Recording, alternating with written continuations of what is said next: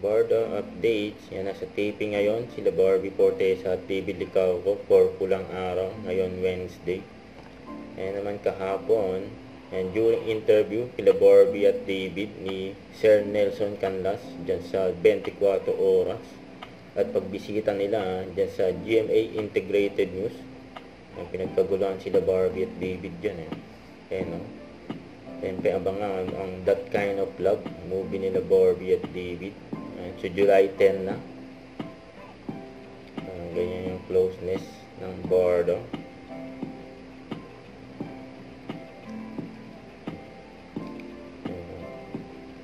Kita ni Barbie. Ganyan ka-accommodating si Barbie ang mga empleyado sa GMA Integrated News.